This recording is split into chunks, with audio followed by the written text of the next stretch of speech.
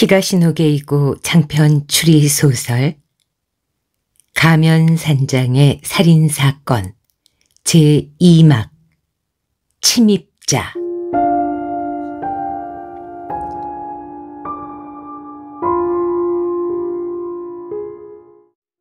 일장. 갑자기 얼굴에 강한 빛이 비쳤다. 눈이 부셔 얼굴을 찡그리며 가까스로 상대를 보았다. 깡마르고 몸집이 작은 남자와 눈이 마주쳤다. 순수한 일본인이 아닌지 얼굴의 윤곽이 뚜렷하고 깊다. 남자는 한 손에는 손전등을 들고 한 손에는 권총을 쥐고 있었다. 뭐하는 놈이야? 뭐하러 온 거야? 다카유키가 물었다. 그러나 상대는 질문에 대답하지 않았다. 이 별장에 지금 몇 명이 묵고 있나? 반대로 상대가 질문했다. 다카유키는 대답하지 않았다. 옆에서 유키에의 신음소리가 들렸다. 고개를 돌려보니 다른 남자가 그녀의 팔을 잡고 있었다. 그쪽은 상당히 덩치가 컸다. 허튼 짓 하지 마. 우리를 포함해서 8명이 묵고 있다. 남자는 몇 명이지? 4명. 작은 남자가 잠시 생각하더니 좋아라고 혼잣말처럼 중얼거렸다. 이대로 걷는다. 다카유키와 유키에는 두 남자의 지시에 따라 라운지의 소파로 가서 나란히 앉았다. 작은 남자가 스탠드를 켠 후 덩치 큰 남자와 함께 다카유키와 유키의 앞에 섰다. 그리고 둘 다 총을 겨누었다. 덩치가 겨누고 있는 총은 라이플인 듯했다.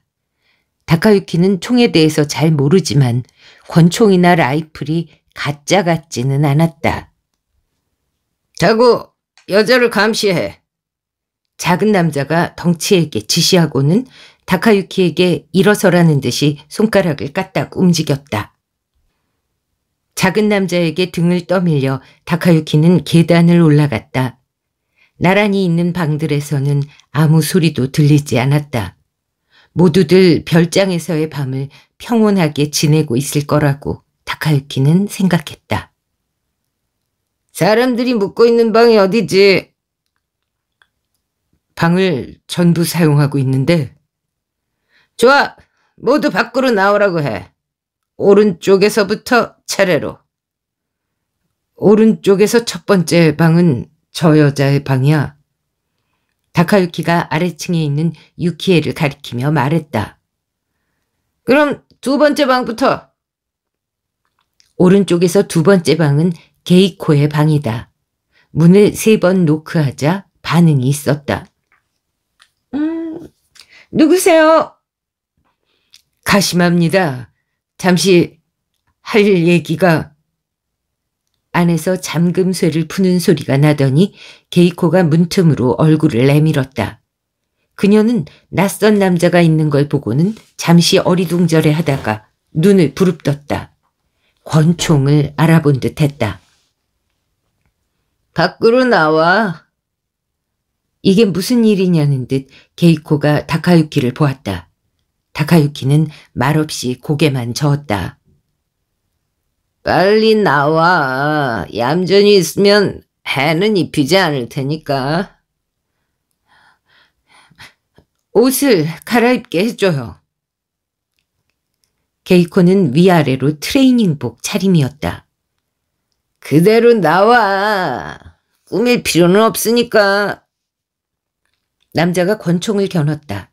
그녀는 포기하고 방에서 나왔다. 같은 식으로 시모조 레이코도 깨웠다. 레이코는 상황을 이내 간파하고는 다친 사람은? 하고 다카유키에게 물었다. 그는 지금까진 없다고 대답했다. 남자는 게이코와 레이코에게 밑으로 내려가라고 했다. 1층에서는 다구라고 불린 남자가 라이플을 든 채로 기다리고 있다가 그녀들을 유키의 옆에 나란히 앉게 했다. 그 다음 문에서 얼굴을 내민 사람은 아스코였다. 그녀는 남자를 보더니 비명에 가까운 소리로 외쳤다. 당신 누구야? 무슨 짓이야? 시끄럽게 굴지 마. 입 다물어. 강도야? 돈은 얼마든지 줄 테니까 해치지 말아요. 그 입 다물라고. 남자는 권총을 그녀의 코끝에 들이댔다. 조용히 있으면 살 수 있어. 어? 해칠 마음은 없으니까. 순순히 방에서 나와. 아스코는 마치 스위치를 끈 것처럼 입을 다물었다. 하지만 문을 절반만 연 채 밖으로 나오려 하지는 않았다. 다카유키가 의아하게 생각하고 있는데 남자 역시 그녀의 행동을 수상쩍게 여기는 듯 했다. 그리고 갑자기 안색이 바뀌더니 문을 벌컥 열어젖혔다. 노부이코가 막 수화기를 들던 참이었다. 버튼을 누르려던 그의 손가락이 남자가 뛰어드는 바람에 동작을 멈췄다. 내려놔, 수화기! 남자가 말했다. 남편이 같이 있는 줄은 몰랐군.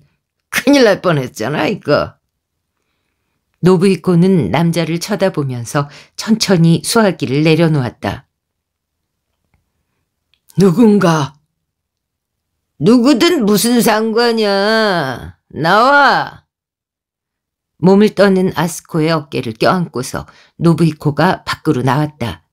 그들이 계단으로 향하려고 하는데 남자가 잠깐 기다려라고 명령했다. 선수를 교체한다. 부인은 여기 남아. 그리고 그는 다카유키의 등을 밀었다. 당신이 밑으로 내려가. 아스코가 겁에 질려 노부이코의 가운자락을 부여잡았다. 남자가 짜증을 부렸다. 빨리빨리 해. 아스코가 바들바들 떨면서 남자 옆으로 다가갔다. 남자가 그녀의 팔을 잡자 조그맣게 소리를 질렀다. 걱정스럽게 아내를 돌아보는 노부이코와 함께 다카유키는 계단을 내려갔다. 라운지에서는 덩치 큰 남자가 인질들에게 라이플을 겨눈 채 두 남자를 바라보고 있었다. 앉아. 덩치가 말했다. 짐승이 웅얼거리는 듯한 목소리였다. 다카유키와 노부이코는 소파에 이미 앉아있는 세 여자 옆에 가서 바닥에 앉았다. 이게 어떻게 된 일인가? 노부이코가 다카유키의 귀에 대고 속삭였다. 다카유키는 유키에가 부르러 온 후의 일을 간단하게 설명했다. 그 다음 도시아키와 기도 노부오가 작은 남자의 위협을 받으면서 계단을 내려왔다. 도시아키는 아직도 사태가 파악되지 않는 듯한 표정이었고 기도 쪽은 비루하게 보일 정도로 겁에 질려 있었다. 두 남자도 다카유키 옆에 앉았다. 마지막으로 아스코가 작은 남자의 손에서 빠져나와 노부이코에게로 왔다. 대체 뭐 하는 놈들인가? 노부이코가 다시 물었다. 왜 이런 짓을 하는 거지? 우리한테 원한이라도 있는 건가? 작은 남자는 그 질문을 무시하고서 실내를 오락가락했다. 커튼은 닫혀있군. 하기야 한밤중이니 외딴 곳이라 밖에서 누가 엿볼 염려는 없겠지만. 그가 낮은 소리로 계속 혼자 중얼거렸다. 이쪽 저쪽을 돌아보고는 남자가 돌아와서 다시 노부이코의 얼굴에 권총을 들이댔다.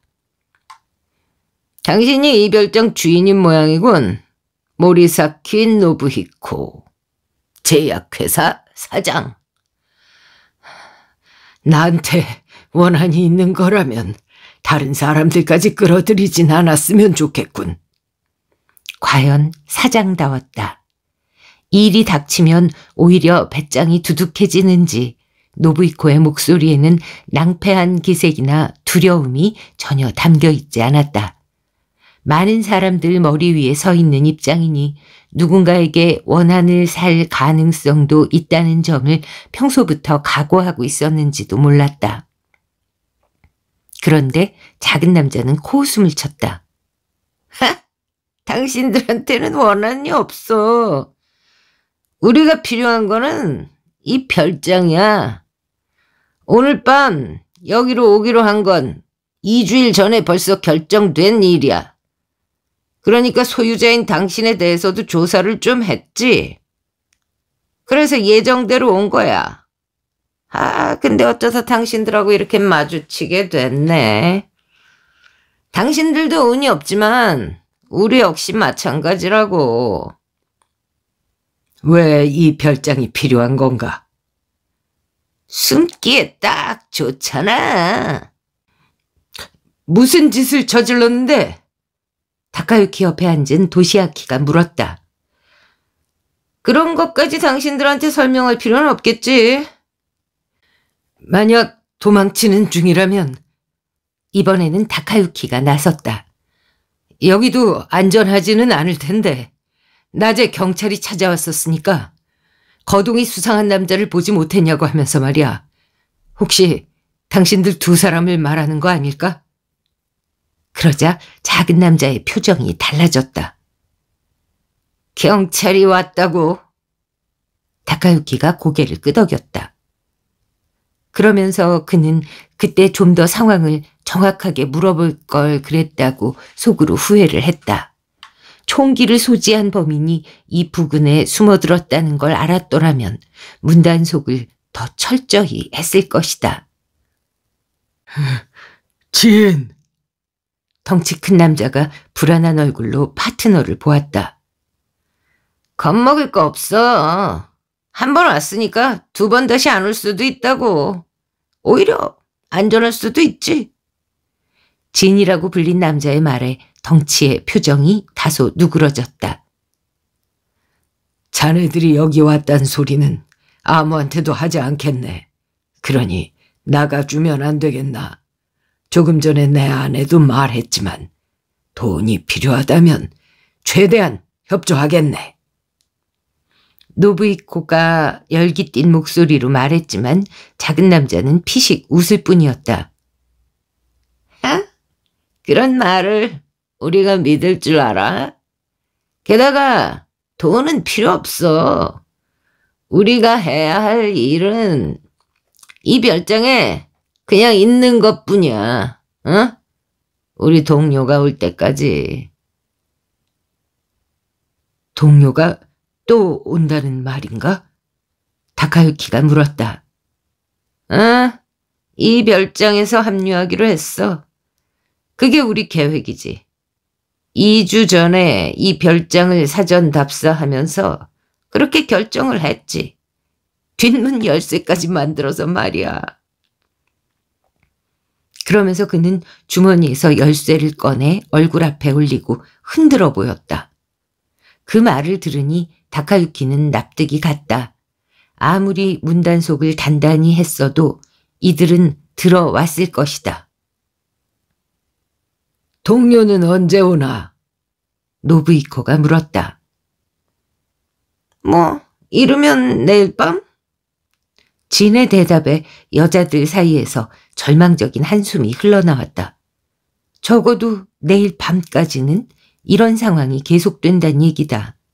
그런 그들의 표정을 본 남자가 음흉한 미소를 지었다. 그렇게 절망적인 표정들 짓지 말라고. 인연이 있어서 이렇게 만난 걸 수도 있잖아. 그리고 진이라는 남자는 여자들을 쭉 훑어보다가 시모조 레이코의 볼을 권총으로 쓰다듬었다. 레이코는 안색 하나 바꾸지 않고 남자의 얼굴을 노려보았다. 진이 약간 움찔하는 듯 했다. 다구, 잘 지켜보고 있어.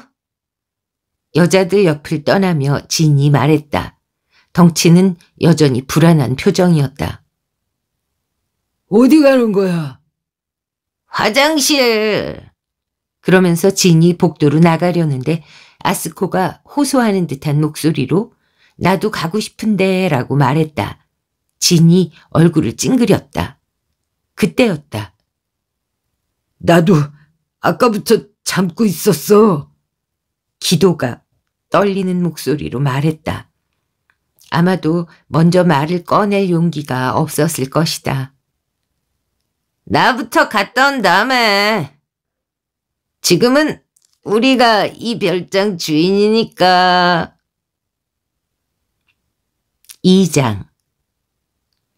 화장실에 가고 싶다는 사람들을 한 명씩 데리고 갔다 온 후 진은 로프나 끈을 찾아온다면서 다시 라운지에서 나갔다.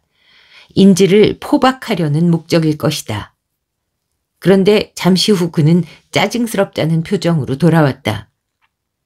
아이고, 쓸만한 끈이 하나도 안 보이네. 못했어. 이렇게 지키고 있으면 되니까. 진은 권총을 다카유키에게 겨눈 채 체스 테이블 옆에 앉았다.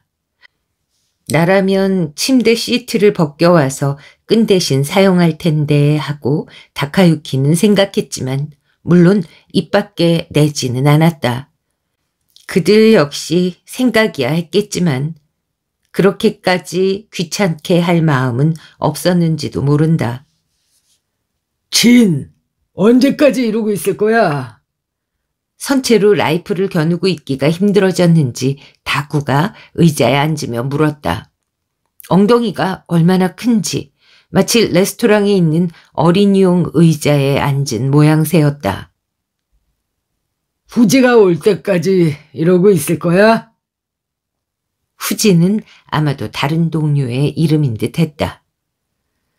그래야겠지?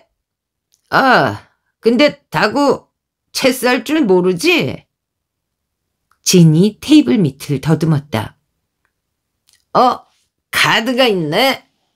이걸로 심심풀이나 좀 하면 되겠다. 그는 카드를 꺼냈다. 잠깐이면 몰라도 하루 이상 이렇게 있기는 싫은데. 다구가 낮은 목소리로 말했다. 이 사람들이 여기 이렇게 있으니까 누가 찾아올지도 모르잖아. 게다가 계속 지켜보기도 힘들고. 그의 말이 맞네. 노부이코가 말했다. 이 근처 별장에는 내 지인이 많지. 우리가 와 있다는 사실을 아니까 불쑥 찾아올지도 모르네. 그로서는 어떻게든 두 사람을 별장에서 내쫓아야겠다는 생각에 한 말이었을 것이다. 그렇지만 그 대사가 연극조라는 것은 가엾을 정도로 뻔히 보였다. 진이 희죽 웃으면서 카드를 섞었다. 그런 거짓말에 걸려들 줄 알아? 이 근처 별장이 전부 법인 소유라는 것쯤은 이미 다 조사해서 알고 있어. 기업의 휴양소라더군. 그러니 뭐 가령 묻고 있는 사람이 있다고 해도 그 회사 사람들이겠지. 당신 발이 얼마나 넓은지는 모르겠지만 설마 그 기업의 사원들 전부가 지인은 아니겠지. 그의 말에 노부이코가 침묵했다. 진은 흥 하고 콧방귀를 뀌었다. 우린 여기서 나갈 수 없어. 응? 처음부터 여기에서 합류하기로 계획을 했거든. 아무도 없다고 했단 말이야. 다구가 불쾌하다는 듯이 말했다. 그런데 이건 얘기가 다르잖아. 어떻게 된 거냔 말이야. 이 별장을 선택한 사람은 후지야. 내가 아니라. 진은 카드를 자신과 다구 앞에 차례로 나눴다. 카드의 숫자로 봐서 포커를 칠 모양이라고 다카유키는 짐작했다. 후지한테 전화해서 장소를 바꾸자고 해. 별장은 다른 데도 얼마든지 있잖아. 무슨 수로 어떻게 연락을 하라는 거야? 이미 늦었다고. 게다가 여기서 나가면 이자들이 경찰에 신고할 게 뻔하잖아. 안 할게요. 약속해요. 아스코가 간청했지만 진은 무시한 채 자신의 카드를 보았다. 이거 잘 들어왔는데? 보나 마나 내가 이겼구만. 그가 카드 2장을 바꾸는 것을 보면서 노부이코가 신중하게 물었다. 아까 자네가 우리한테 해를 끼치지 않겠다고 했는데 그 말은 믿어도 되겠나? 진은 카드를 바꾸는 다구를 노려보면서 대답했다. 그야 당연하지. 날 믿으라고. 그러니까 자네들이 여기서 나갈 때도 우리한텐 손을 대지 않는다. 그 말인가? 그렇다니까. 그럼 자네들이 나간 후에 우리가 경찰에 신고할 거라는 생각은 하지 않는 건가? 당연히 하겠지. 단 우리가 멀리 도망친 뒤가 될 거야. 그때까진 할 수 없어. 그건 왜지? 왜 그런데? 다구도 파트너에게 똑같이 물었다. 우선 전원의 손발을 묶고 방에 쳐넣을 거야. 진이 다구에게 설명했다. 하지만 한 사람은 우리가 데리고 갈 거야. 그리고 우리가 안전한 장소에 도착한 다음에 풀어주면 되지. 진이 노부히코에게로 눈길을 돌렸다. 만약 그 전에 당신들이 경찰에 신고할 경우 인질의 목숨은 없는 거야. 그 한 사람의 목숨이 아깝지 않으면 얼마든지 신고하라고. 우리는 죽여버리면 그만이니까. 이건 단순한 협박이 아니야. 그렇게 말하고서 진은 모두의 얼굴을 핥듯이 쭉 돌아보았다. 누구를 인질로 데리고 갈 건지를 물색하는 듯한 눈빛이었다. 조잡하고 야비하지만 배짱 많은 두둑한 작자군. 다카유키는 작은 남자에 대해 그렇게 생각했다.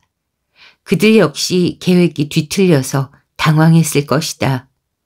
실제로 덩치는 처음부터 계속 불안해하는 기색이었다.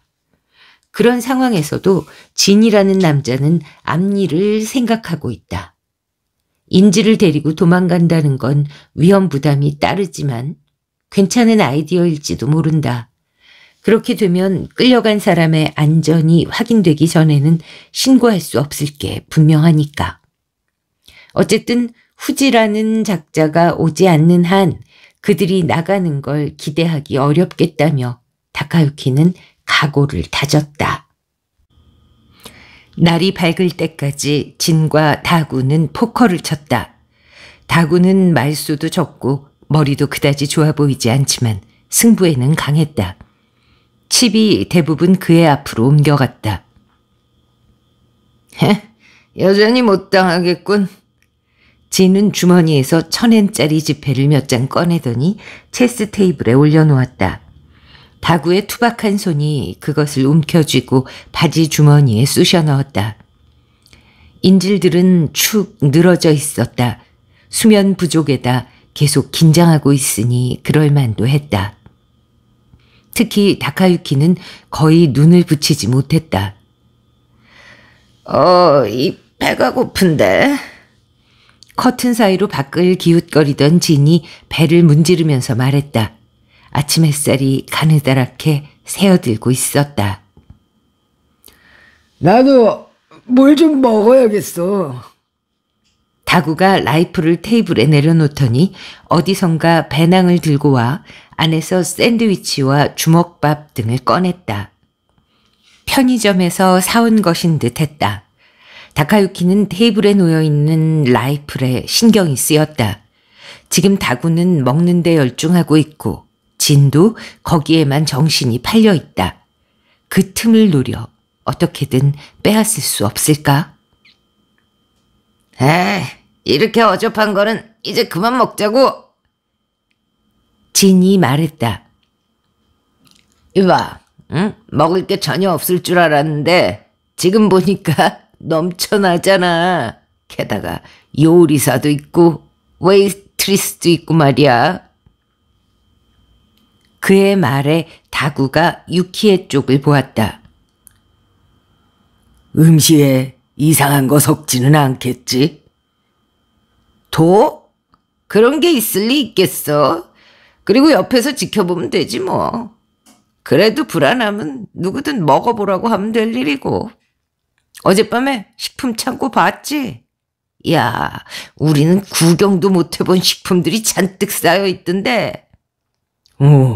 그랬지. 진의 제안에 수긍이 가는지 다구는 혀를 날름거리면서 샌드위치와 주먹밥을 배낭 안에 도로 집어넣었다. 덩치 쪽도 비교적 안정을 되찾은 듯 했다.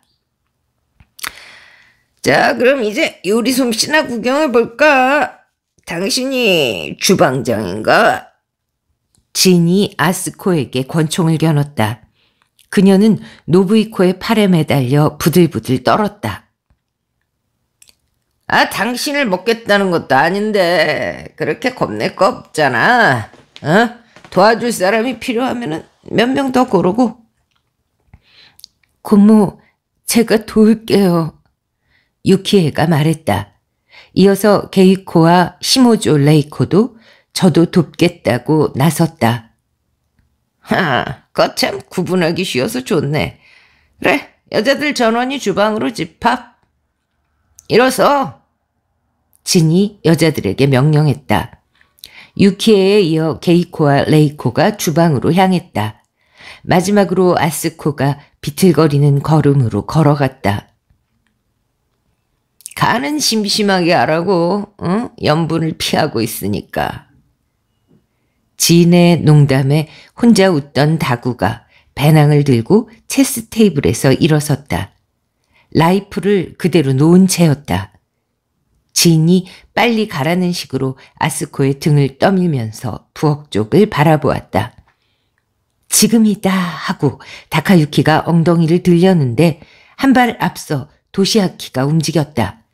온몸을 던지듯 테이블을 향해 몇 걸음 뛰어가 라이프를 집어들었다. 총 버려! 도시아키의 목소리를 듣고서도 진은 무슨 일인지 모르는 표정이었다. 그러다 겨우 사태를 파악했는지 입술을 일그러뜨렸다. 뭐 하는 짓이야? 안 들려!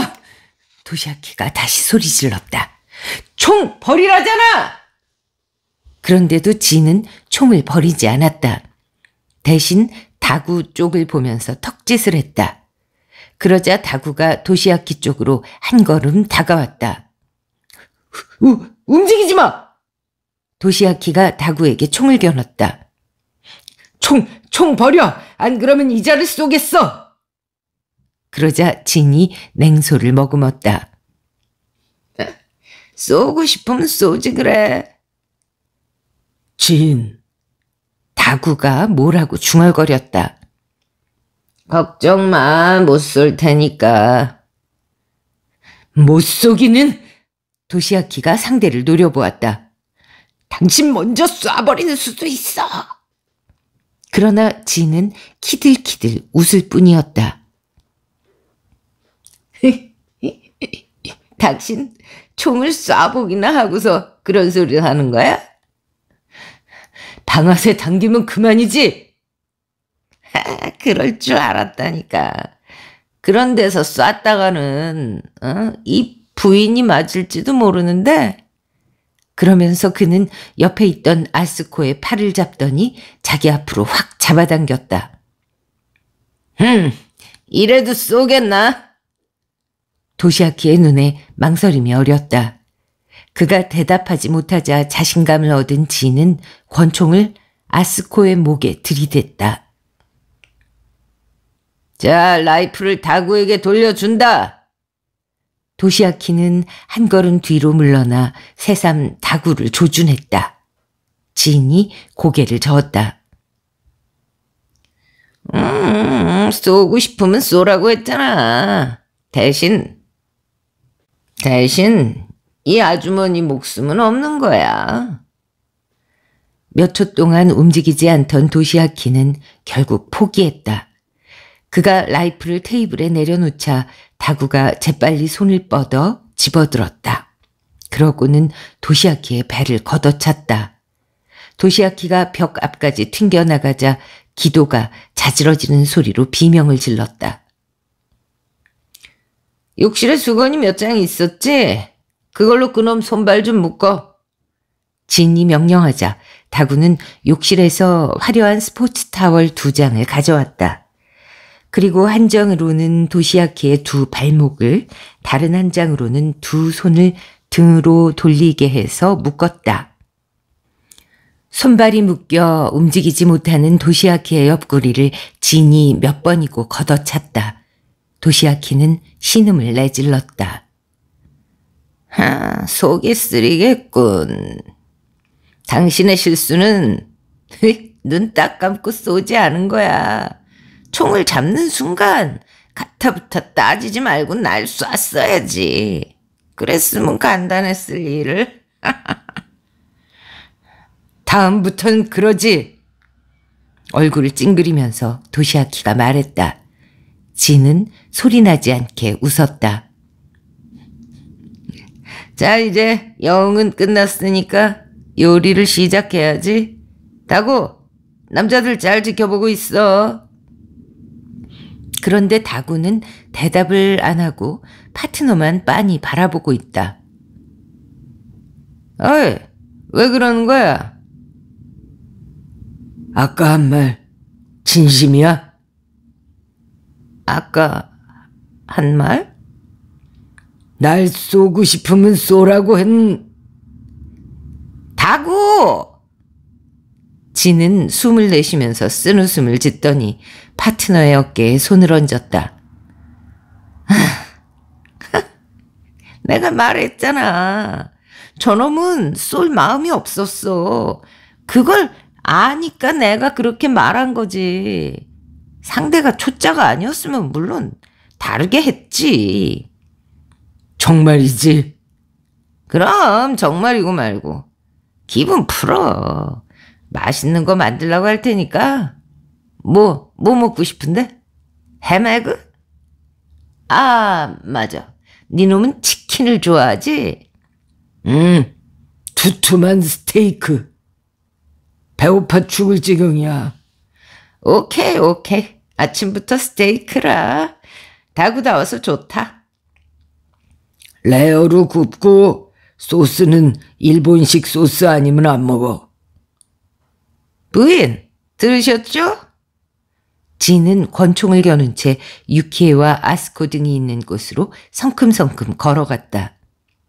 내 친구는 일식 스테이크가 먹고 싶답니다. 솜씨 한번 발휘해 보시죠. 그의 위협에 여자들은 주방으로 사라졌다. 다구는 배를 문지르면서 다카유키와 남자들이 있는 곳에서 약간 떨어진 바닥에 앉았다. 그리고 아까 같은 실수는 2번 다시 안 하겠다는 듯이 라이플을 옆구리에 꽉 끼웠다. 한동안 남자들을 지켜보던 그는 슬슬 따분해졌는지 사방을 두리번거리기 시작했다. 라운지와 식당의 경계에 책과 장난감이 정리되어 있는 책꽂이가 있었다. 그가 책꽂이로 다가가더니 장난감을 하나 집어들었다. 이어진 말발굽 2개가 말발굽 비슷하게 생긴 또 다른 고리에 끼워져 있는 것이다.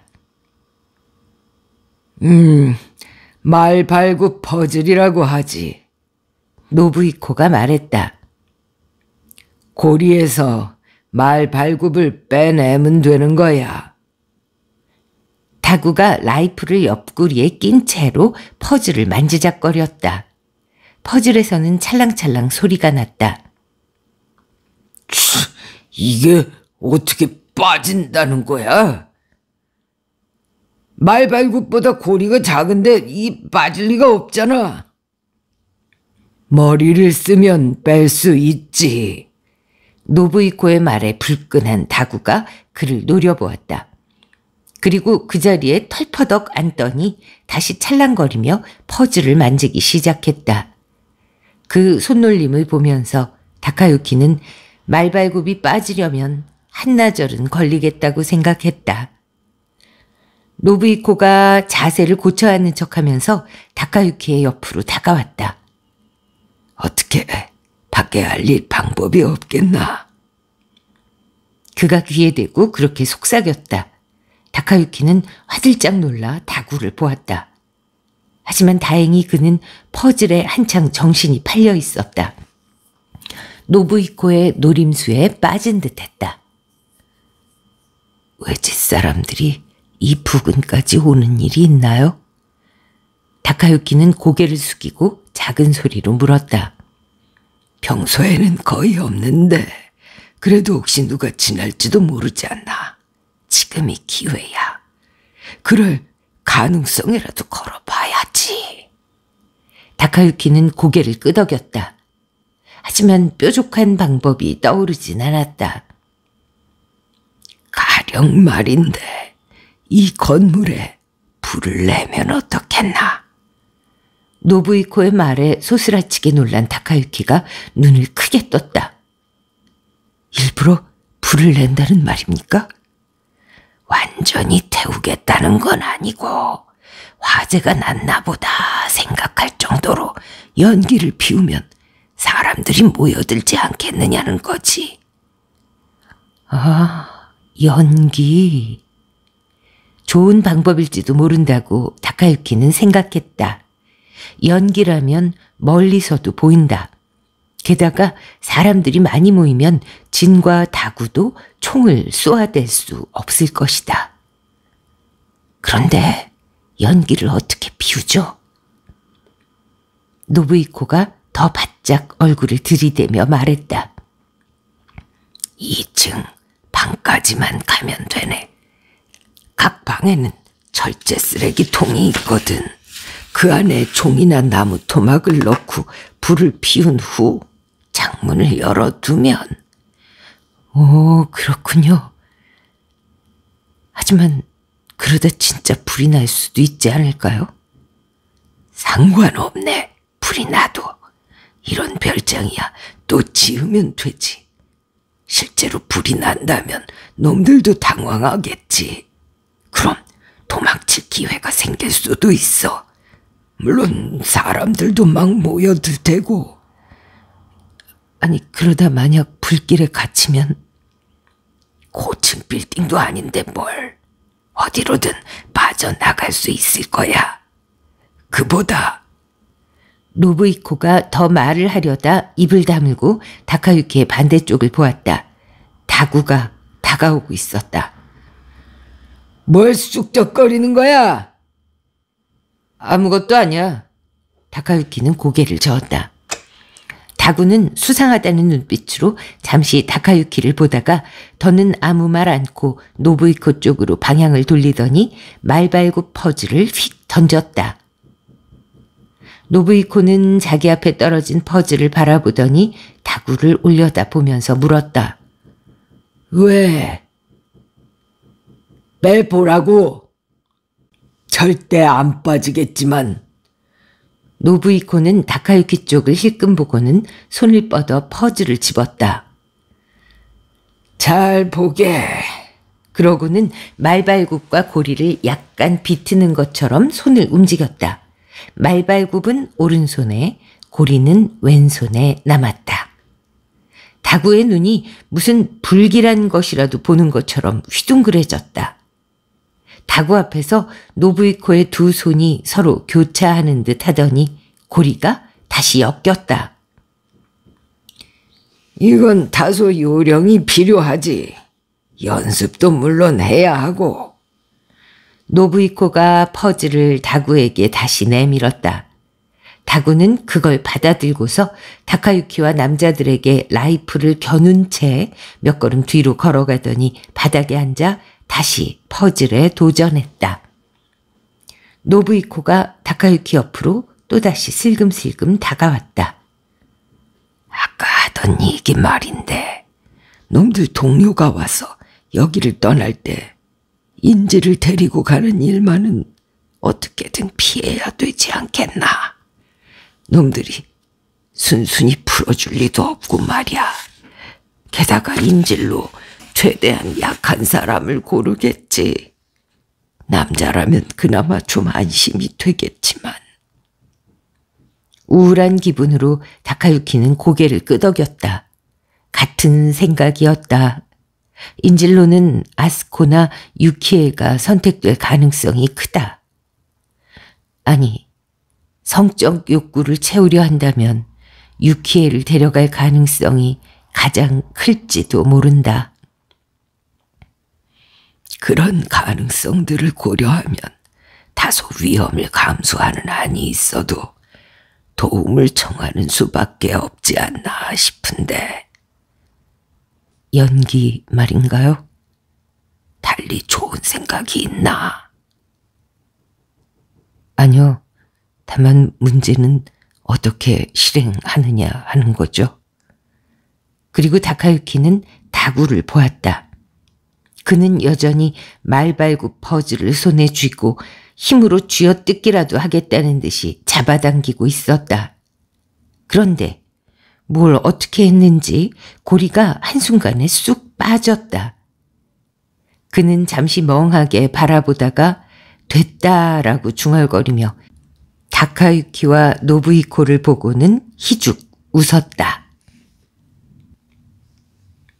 3장.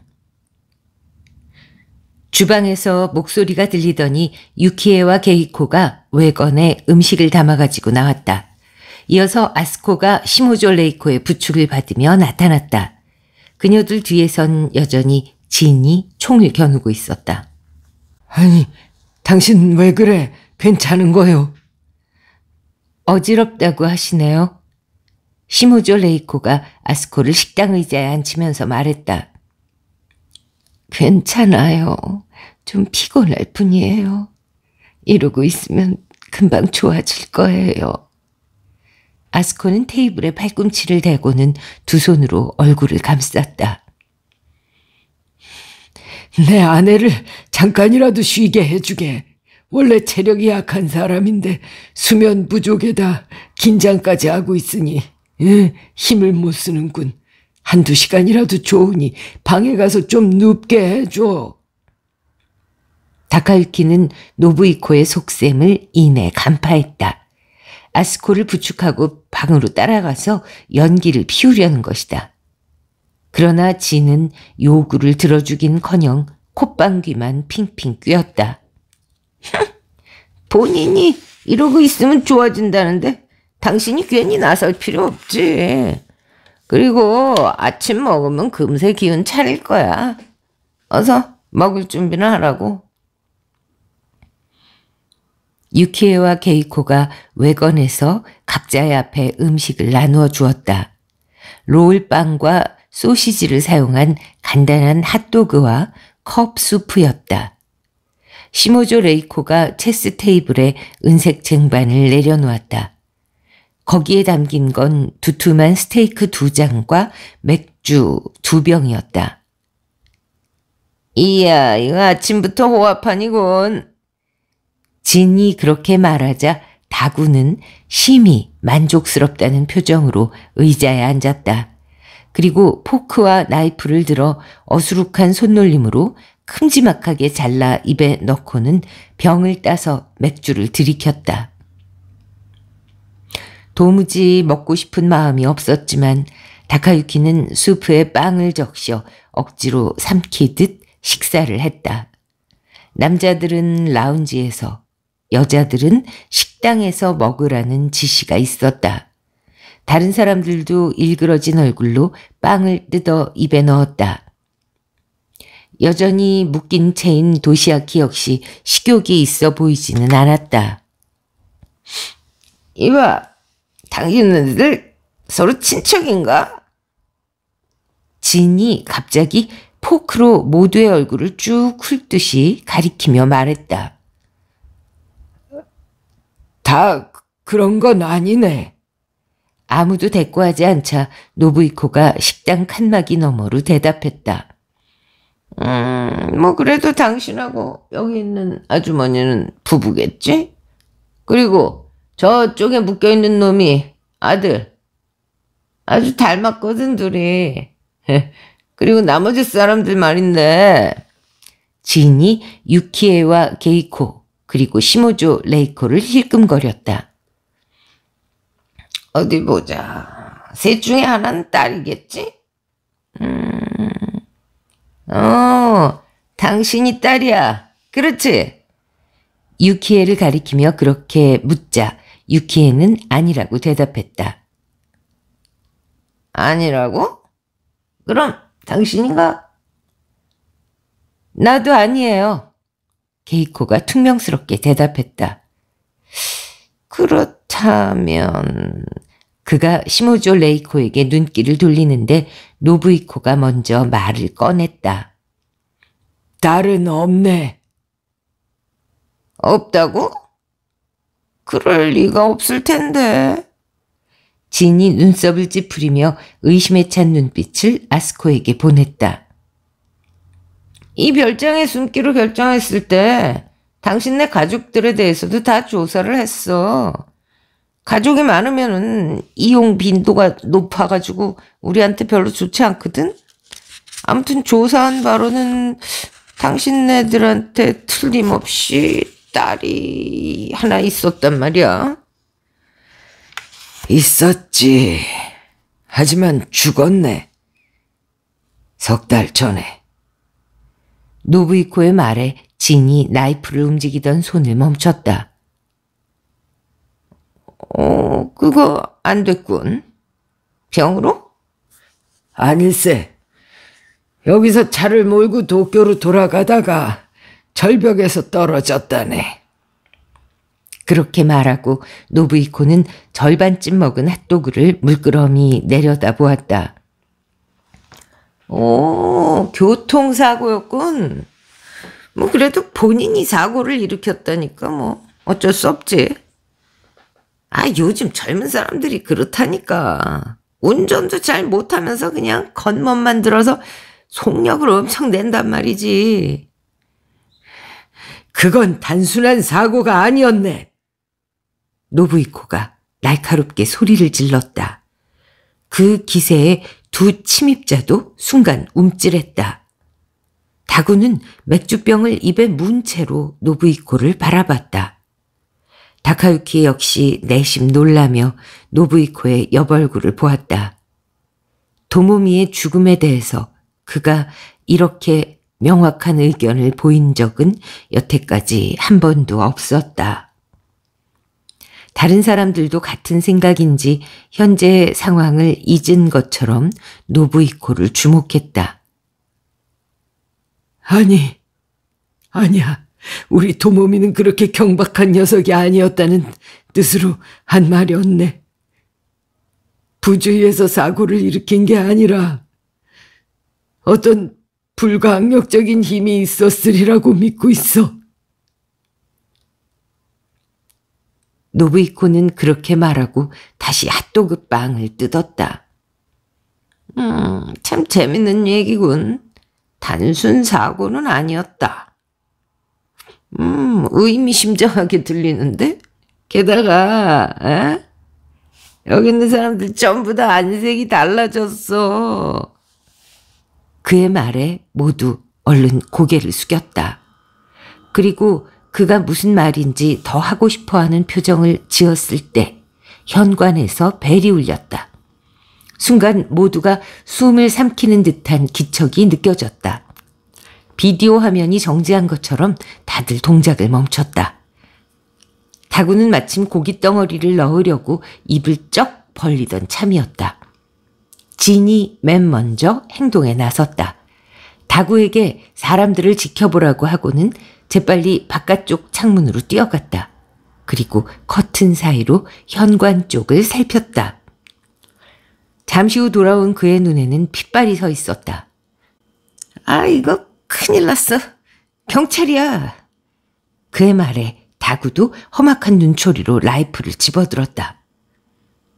경찰이 왜 이런 데로 온 거지? 내가 어떻게 알겠어. 우리가 여기 있다는 걸 알아챈 것 같지는 않고. 진은 거칠게 숨을 쉬며 인질들을 보았다. 거기 너. 그가 다카유키에게 권총을 겨눴다. 네가 나가봐. 놈들 돌려보내. 왜 나지? 모리사키 사장이 직접 현관에 나가는 건 아무래도 이상하잖아. 사장 다음으로 그나마 침착해 보이는 사람이 너니까 네가 나가. 보이는 것하고는 다를 수도 있지. 다카유키가 일어나면서 노부이코와 유키의 쪽을 보았다. 모두가 어떻게든 해보라고 눈빛으로 얘기하고 있었다. 경찰에 이 상황을 알릴 수 있는 방법이 없을까? 다카유키는 잠시 고민에 빠졌다. 미리 말해두는데 우린 경찰에 잡히느니 차라리 목숨을 끊을 생각이야. 어? 처음부터 각오하고 있었단 말이지. 그러니까 허튼 짓을 했다가는 여기 있는 사람들 모두 다 길동무로 삼아서 데려갈 수 있으니까 그런 줄 알라고. 다카유키의 속마음을 꿰뚫어 본 것처럼 진이 그렇게 말하면서 그의 등에 권총을 들이댔다. 그리고 자신은 밖에서 보이지 않도록 유리문 뒤쪽에 쭈그려 앉았다. 현관 밖으로 나가면 안 돼.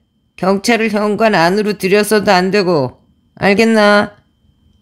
다카유키는 고개를 끄덕이고 현관으로 내려가 슬리퍼를 신었다. 그리고 묵직한 나무 문을 열었다. 어제 찾아왔던 경찰이 어제보다 다소 험악한 표정으로 서 있었다. 이거 아침 일찍부터 죄송합니다. 잘 주무셨나요?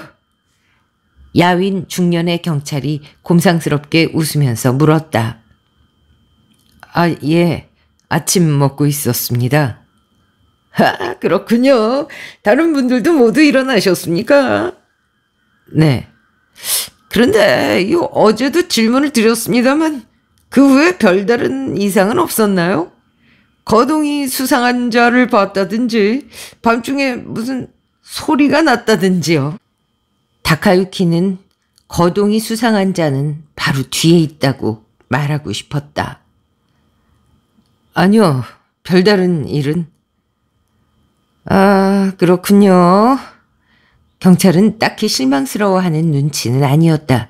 이 붉은 별장을 여기저기 찾아다니면서 이런 대화를 나누고 있을 터였다. 저 무슨 일이 있는 겁니까? 이틀 계속해서 경찰이 이렇게 찾아오시는 걸 보면 보통 일이 아닌 것 같아서요. 다카유키가 묻자 경찰은 그가 빈정거린다고 해석했는지 모자 뒤로 손을 가져갔다. 이거 죄송합니다. 모처럼 휴가를 즐기고 계실 텐데 이렇게 불쑥불쑥 찾아와서 죄송스럽게 생각하고 있습니다. 실은요, 어제 낮에 은행이 습격을 당한 터라. 은행 강도란 말입니까? 그렇습니다. 2인조였어요. 권총하고 라이플로 무장을 하고 침입을 했죠. 다카유키는 복잡한 심경으로 고개를 끄덕였다. 흉기에 대해서는 자신도 이미 알고 있었다. 그래서 그 범인들이 이 부근에 숨어 있다는 건가요? 어제 시점으로는 그럴지도 모른다는 정도였죠. 범인 차량이 이쪽으로 향했다는 증언도 있었거든요. 그런데 현재는 조금 달라졌다는 말씀이신 거군요. 범인이 버리고 도망친 걸로 추정되는 차가 저기 수풀 속에서 발견됐거든요. 현금이 든 커다란 자루 3개를 들고 있으니까 걸어서는 그렇게 멀리 못 갔을 겁니다. 당신들의 추리가 맞다고 다카유키는 마음속으로 중얼거렸다. 그런 사람들이 이 부근에 있다면 상당히 위험하겠군요. 그러면서 다카유키는 팔짱을 끼고 뒤에 있는 진에게 보이지 않도록 조심스럽게 자신의 뒤를 손가락으로 가리켰다. 그리고 그 손가락을 보라는 뜻으로 경찰에게 눈짓을 했다. 하지만 경찰은 전혀 눈치채지 못하는 듯 했다. 그러게 말입니다. 무엇보다도 상대가 무기를 소지하고 있으니까 말이죠. 위험을 피하기 위해서는 최대한 밖으로 나가지 않는 게 좋겠습니다. 그리고 가능하면은 여기서 빨리 철수하시기 바랍니다. 네. 알겠습니다. 사람들한테 그렇게 전하도록 하죠. 제3 신호를 보내는데도 경찰은 다카유키의 손가락을 보려 하질 않았다. 그러는 와중에 젊은 경찰이 주차장 쪽에서 나타나 중년 경찰의 귀에 대고 뭐라고 속삭였다. 하얀 프렐류드를 타고 온 사람이 있군요. 네? 아, 네, 있어요. 시모조 레이코의 차였다. 아, 운전석 문이 완전히 닫히지 않았어요. 잘 닫히지 않는다니까요. 차 주인한테 좀 알려주시죠. 뭐야, 그런 거였어? 다카유키는 실망스러웠다. 그럼 이만 실례하겠습니다. 경찰은 마지막으로 한 번 더 고개를 숙이고 돌아가다가 이제야 생각이 났다는 듯이 고개를 돌리고 말했다. 아, 참, 다들 일어나셨다고 했죠? 네, 그런데요. 아, 그렇다면 커튼을 열어두는 게 좋겠습니다. 저희들이 이 부근을 계속 순찰하고 있으니 밖에서도 안쪽 상황을 볼 수 있으면 더 안전하겠죠. 안에 계신 분들도 안심이 될 테고 말입니다. 아, 그렇군요. 그렇게 전하겠습니다. 예, 그럼. 두 경찰은 가볍게 목례한 뒤 사라졌다. 다카유키가 문을 닫고 돌아서는데 진이 바로 뒤에 서 있었다. 저 하얀 프렐류드 누구 차야? 비서 시모조 씨 거라고 하자 진이 안에다 대고 그녀를 불렀다. 그녀가 나오자 다카유키는 사정을 설명했다. 내가 또 그랬나 보네. 그 차는 문이 조금 무거워서 제대로 쾅 닫아야 하거든요. 열쇠 가지러 방에 가지 않아도 되나요? 뒷범퍼 안쪽에다 보조키를 붙여놨거든요. 그러고서 그녀가 문을 열고 나가려는데 진이 그녀에게 권총을 들이댔다. 경찰이 어슬렁거리고 있을지도 모르는데 말이야. 그렇다고 엉뚱한 짓은 하지 않는 게 좋을 거야. 여기서 다 보고 있을 테니까. 시모조 레이코는 날카로운 시선으로 작은 남자를 힐끗 보고는 밖으로 나갔다. 진은 문을 절반쯤 열어놓은 채 그녀의 뒷모습을 지켜보았다. 다행히 주차장이 똑바로 내다 보였다. 물론 다행이라는 건 그에게만 해당하는 일이지만. 레이코는 자신의 차로 다가가자 뒷범퍼 안쪽에서 보조키를 꺼내 차 문을 열었다. 그리곤 다시 잘 닫은 후 돌아왔다. 부자연스러운 움직임은 없었다. 이봐, 현관문을 좀 더 열어. 경찰이 있는지 확인해야겠으니까. 진이 한 걸음 뒤로 물러나며 지시했다. 다카유키는 하라는 대로 문을 더 열었고 예의 경찰 둘이 문 근처를 서성거리는 모습이 보였다. 아이고 참 귀찮게 구는구만. 그때 다카유키의 눈결에 구두코로 지면에 뭐라고 쓰고 있는 시모조 레이코의 모습이 포착되었다. 다카유키 뒤에 숨어있는 진에게는 안 보이는 듯 했다.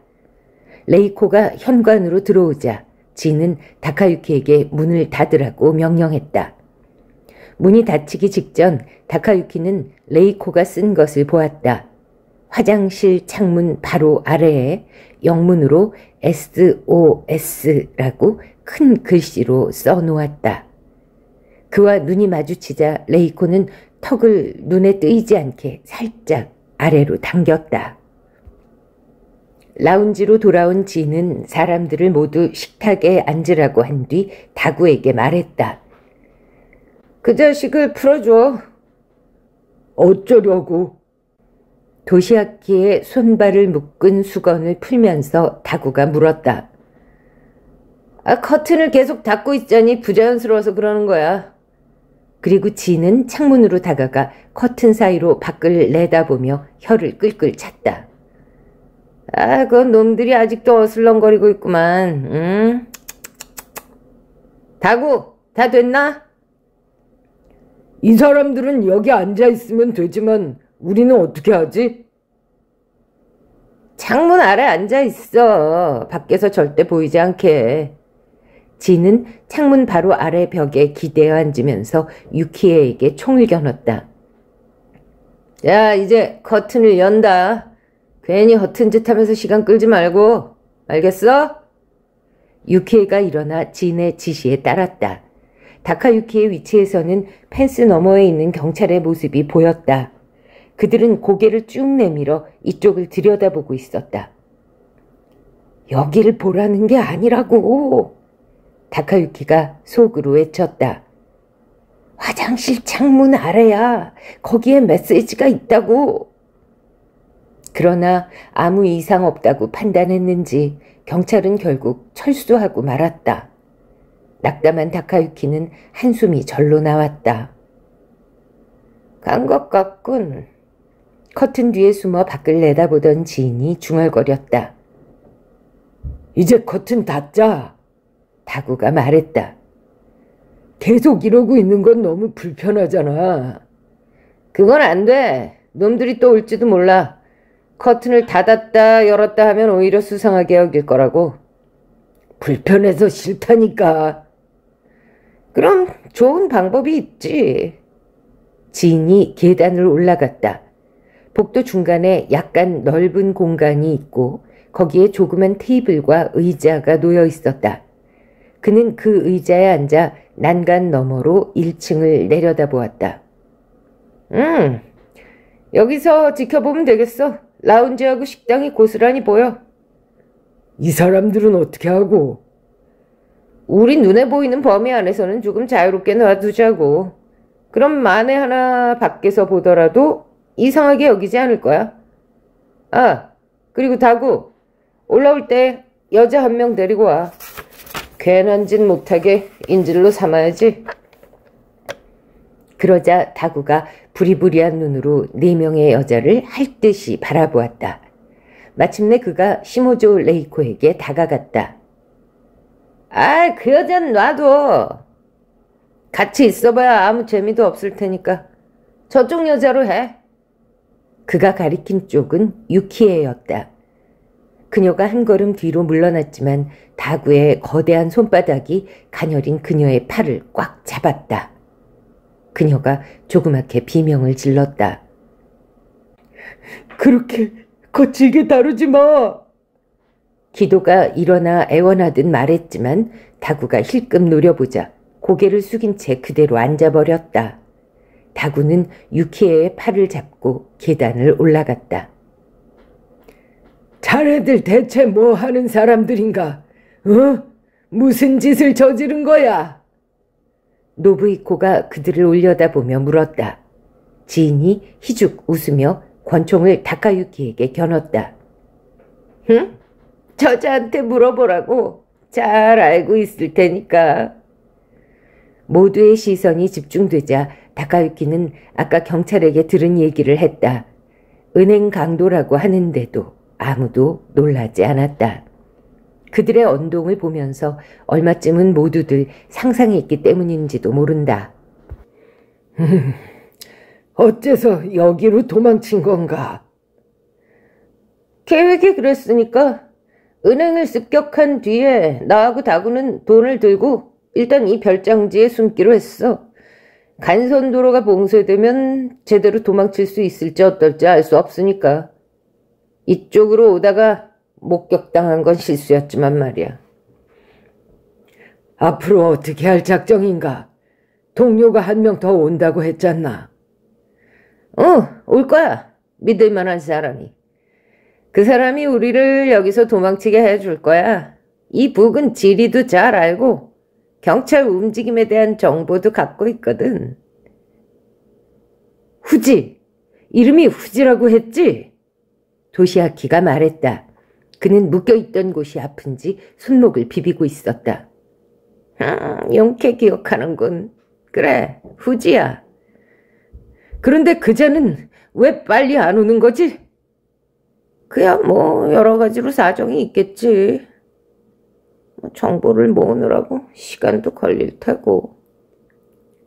대답하는 진의 태도를 보아 무슨 일이 있는 것 같다고 다카유키는 생각했다. 그 계획이 얼마나 완벽한지는 모르겠지만 도시아키가 말을 계속했다. 아무튼 첫 단계에서부터 벌써 삐걱대고 있잖아. 경찰이 냄새를 맡고 돌아다니고 있어. 머지않아 이 별장이 이상하다는 걸 눈치채겠지. 레저를 즐기러 온 사람들이 한 발짝도 집 밖으로 나오지 않으니까 말이야. 놈들이 눈치챌 무렵이면 우린 이미 여기 없을 거야. 경찰이 이 별장에서 발견하는 건 손발이 묶이고 입에는 재갈이 물린 너희들 모습뿐일걸. 우리를 죽이지 않을 생각이로군. 지금은. 그렇게 하는 게 현명할 거야. 노부이코가 가슴을 쫙 펴면서 말했다. 누구 한 명이라도 희생되면 그 순간 난 저 문을 박차고 뛰어나가서 경찰에 알릴 걸세. 희생자가 더 생긴다고 해도 말이야.